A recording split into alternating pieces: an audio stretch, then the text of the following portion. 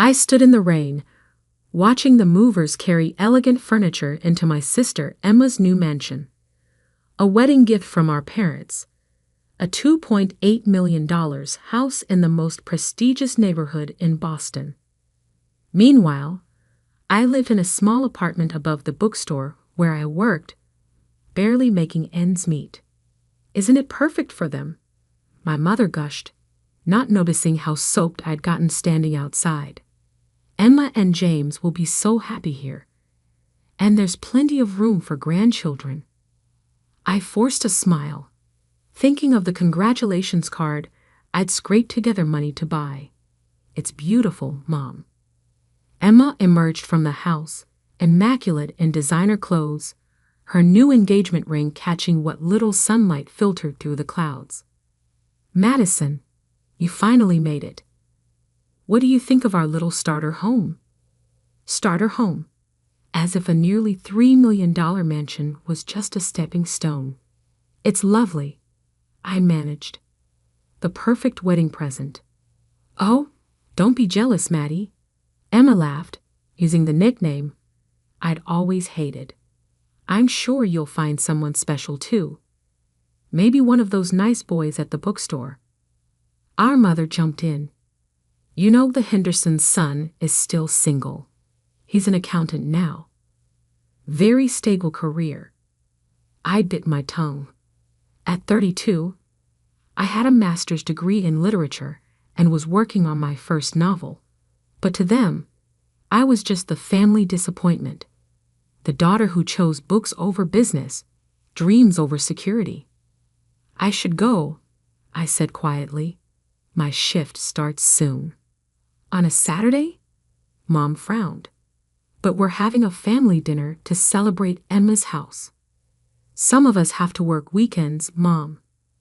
Emma rolled her eyes. Still so dramatic, Maddie. This is why you struggle, you know. Always choosing the hard way instead of accepting help. Help, like the full ride to business school I'd turned down. Like the position at Dad's firm I'd refused. Like the arranged dates with suitable men I'd avoided.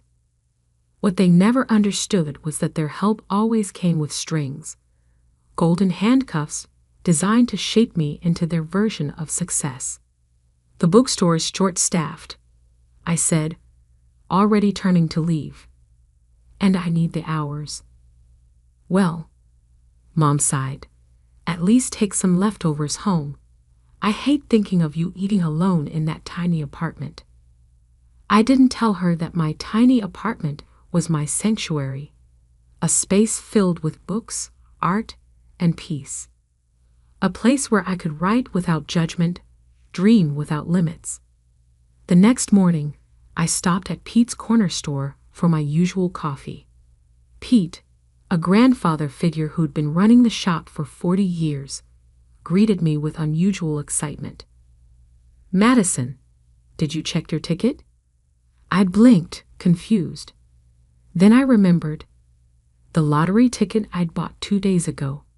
A silly impulse purchase with my last $5 when the jackpot had hit record numbers. Not yet. I pulled the crumpled ticket from my wallet. What were the winning numbers? Pete's eyes sparkled. Check the news, sweetheart.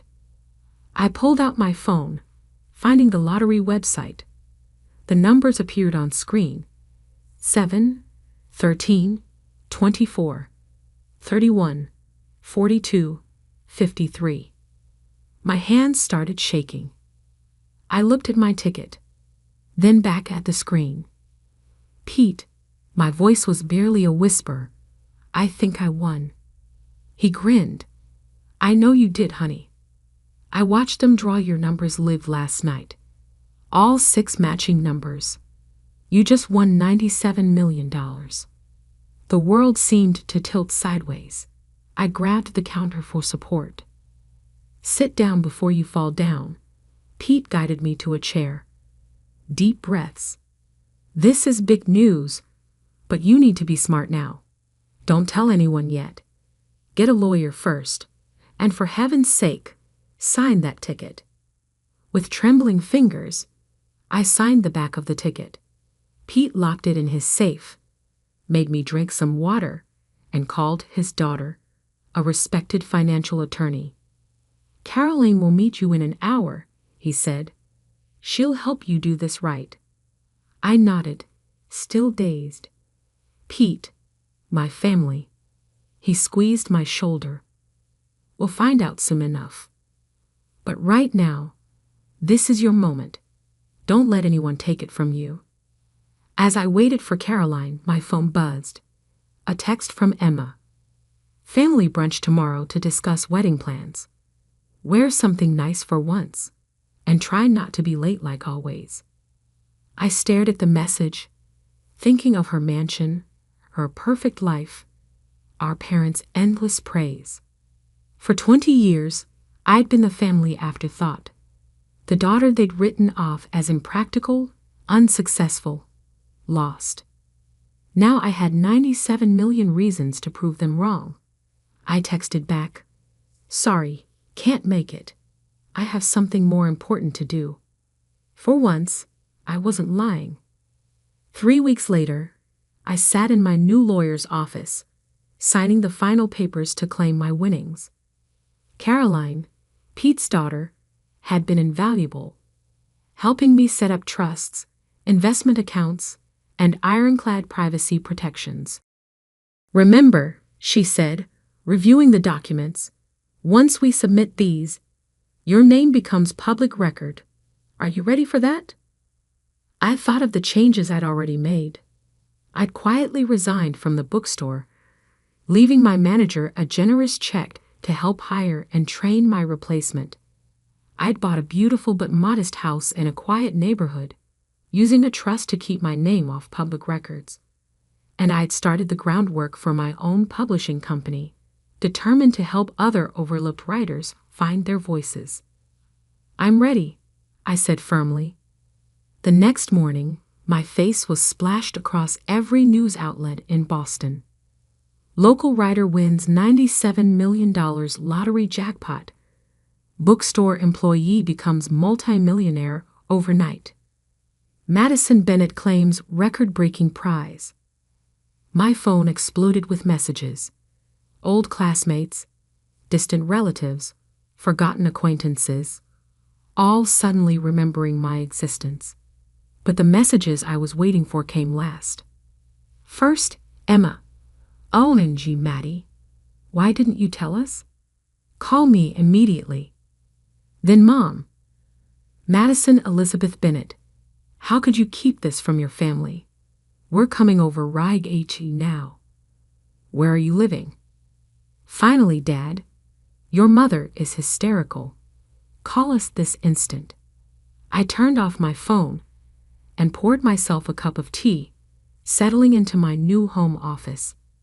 Through the window, I could see the garden where I'd planned to create a reading nook. The morning sun painted everything in soft gold, making the moment feel almost magical. My doorbell rang. Through the security camera, another of Caroline's suggestions, I saw them. My parents and Emma, standing on my porch. Emma was dressed like she was heading to a photo shoot, while my mother kept smoothing her designer dress nervously. I took a deep breath and opened the door. "Madison," my mother burst out. "We've been so worried. Why haven't you answered our calls? And how did you afford this house? The lottery money hasn't even been released yet and—" "Hello, Mother." I cut her off calmly. "Would you like to come in?" They filed into my living room, taking in the tasteful furnishings and wall-to-wall bookshelves with barely concealed surprise. "Well," Emma said, running a finger along the shelf, "I suppose now you can finally move to a better neighborhood. Maybe near my new house. There's a lovely little colonial for sale, only $4 million. "I'm happy here," I interrupted. "But thank you for your concern." "Maddie, darling." My mother leaned forward, her voice dripping with honey. "You have to understand our shock. This is life-changing money. You'll need guidance, proper financial advice. Your father knows several excellent wealth managers. I have a team of advisors, I said. And it's Madison, not Maddie. Don't be difficult, Emma snapped. We're trying to help. God knows you've never been good with money. Like that time I loaned you $10,000 for your starter business, I asked quietly. The one you never paid back. Emma's face flushed. That was different. I needed. What you needed was to take responsibility. I stood up, my voice steady. Something none of you have ever expected from her. Now see here. My father finally spoke, his face reddening. We've always supported you both equally. I laughed, actually laughed. Equally. You bought Emma a mansion for her wedding. You paid for her business school, her first car, her perfect wedding. What did you give me for graduation? A lecture about practical career choices. Because we worried about you. My mother cried. Your choices were so impractical. We just wanted. You wanted me to be like Emma. I finished. The perfect daughter. The sensible one. Well, guess what? My impractical choices led me here. My job at the bookstore, the one you all look down on, is where I bought the winning ticket. And now you can finally have a real life, Emma said, as if she was being generous. We can help you invest, get you into the right social circles. No. The room fell silent. What do you mean no? My father demanded. I walked to my desk and pulled out 3 envelopes. Emma, this is a cashier's check for $10,000, repaying the loan you've conveniently forgotten about. I handed her the first envelope. Mom, Dad, this is a check for $15,000, the total of every gift, every payment, every contribution you've ever made to my life. I've kept careful records. They stared at the envelopes, speechless.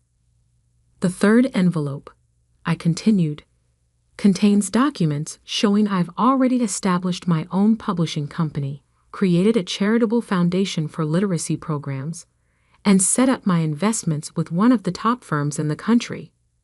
I didn't need your guidance then, and I certainly don't need it now. But we're family, my mother whispered. Yes, we are. And family should love unconditionally. Support dreams, not squash them. Celebrate differences, not try to erase them. I walked to the door and opened it. Now, if you'll excuse me, I have a meeting with my foundation board about funding new libraries in underserved communities. You're making a mistake, my father said stiffly. You need us. I smiled, feeling lighter than I had in years. No, Dad, you need me. And that's the real reason you're here, isn't it? Emma stood up, her face a mask of fury. You think you're better than us now? Because of some lucky numbers? No, Emma, I always was. You just never saw it. As they left, my mother turned back, tears in her eyes. Madison, please. We made a terrible mistake. We see that now. Can't we start over? I looked at her, really looked at her, and saw for the first time how small she seemed. How all of them seemed, trapped in their narrow view of success and worth.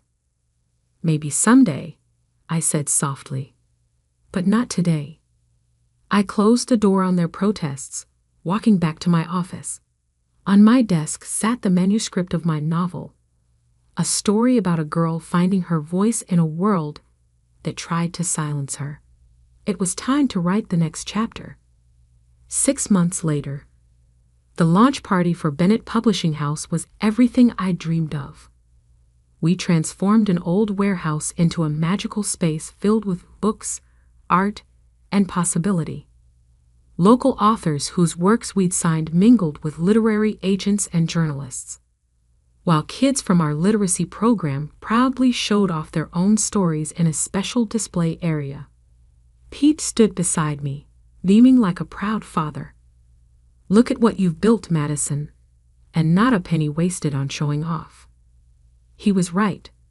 While I could have easily bought a gleaming downtown office tower, I'd chosen to renovate this historic building instead, creating a space that felt like home to writers and readers alike. The millions I'd won had been carefully invested in education programs, in supporting new authors, in building something meaningful. My phone buzzed. A text from Emma. Saw your company in the business journal. Must be nice having everything handed to you. Betito, James lost his job. We could use some family support right now. I deleted the message without responding. Over the past months, they tried everything. Guilt, manipulation, fake kindness, and finally, outright demands. Emma's starter mansion was apparently too small now. Mom and Dad's country club membership needed renewal. James's failed investments needed covering. I'd ignored them all. Miss Bennett? A young girl tugged at my sleeve. She was one of our literacy program students, clutching a notebook. Will you read my story? Of course, Sophie. I led her to a quiet corner, sitting down at her level. What's it about? A girl who finds a magic pen, she said shyly. Everything she writes comes true, but she has to figure out what's really important to write about. I smiled, thinking how wisdom sometimes comes from the most unexpected places. Madison. I looked up. My mother stood there, looking uncomfortable in the casual atmosphere. She'd lost some of her polished perfection. The past months had been hard on them, I knew. Dad's firm had lost several major clients. Emma's perfect marriage was showing cracks, and their social circle had begun to shrink as their resources dwindled. Mom, this is a private event. I know. I had to talk to you. She glanced at Sophie. Alone? I turned to Sophie. Why don't you show your story to Miss Sarah? She's our children's book editor. After Sophie scampered off, I faced my mother. Well, your father's company is failing, she said bluntly. Emma's house is being foreclosed. Everything's falling apart, and you're here playing with children's stories. I stood up, anger flaring. Playing? Look around, Mom. Really look. See those kids? They're learning to love reading, to believe in their own voices. See those authors? They're getting chances they never had before. I'm not playing, I'm building something real. But your family has never respected my choices. I cut in. Even now, you're not here because you care about what I've built. You're here because you need money. She flinched. We're still your family. Are you? I walked her over to our wall of success stories. Photos of children reading, authors signing their first contracts, community programs making real change. Family celebrates each other's victories. Family supports each other's dreams. When was the last time you asked about my novel? My goals? My happiness? I don't know. Exactly. I turned to face her. The lottery didn't change who I am, Mom. It just gave me the freedom to stop seeking approval I was never going to get.